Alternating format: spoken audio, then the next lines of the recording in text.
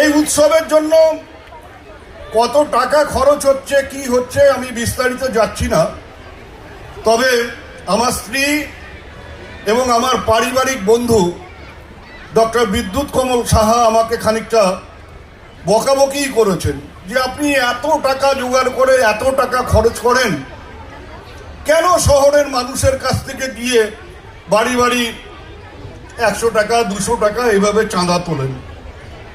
আমি ওদের বলেছিলাম যে এগুলো তোমরা বুঝবে না,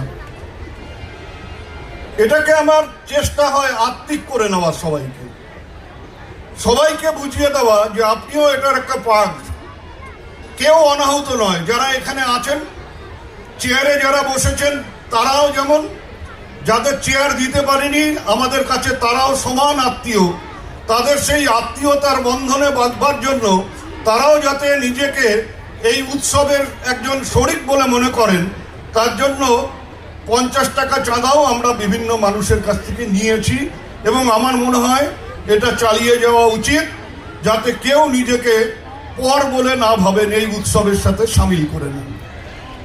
আমার কোনো দুঃখ নেই, মাঝে মধ্যে অভিমান হয় যে গ্রামের মানুষ হয়তো আমাকে বাল্মীকি করে নিয়েছেন, গ্রামের মানুষ দুহাতে আমাকে জড়িয়ে নিয়েছেন।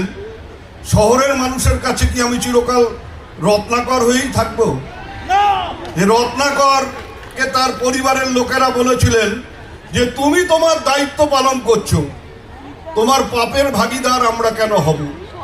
তা শহরের মানুষ হয়তো আমার মধ্যে দিয়ে আমার দায়িত্বটাকে বুঝে নিতে চান, আমার কোনো ভুলের বা পাপের ভাগী তারা হতে চান না। কোনো চিন্তা নেই, চালিয়ে যান।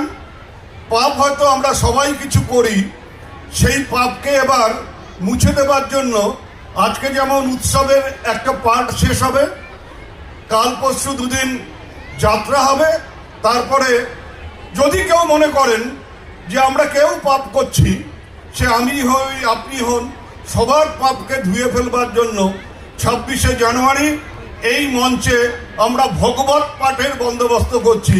একেবারে যাকে বলা হয় বিস্ময় বালক ভগবত দাস, তিনি এই মঞ্চে সেদিন ভগবত পাঠ করবেন, গীতা পাঠ করবেন। সবাই হাজির থাকবেন। তারপরে দুদিন নাটক করে আমরা সবাই আমাদের এবারের নাটক শেষ করব।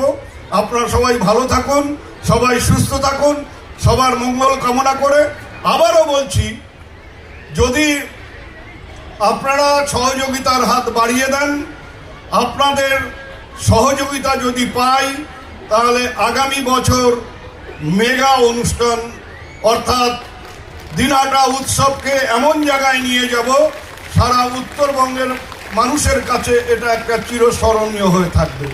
আপনারা ভালো থাকুন, সুস্থ থাকুন।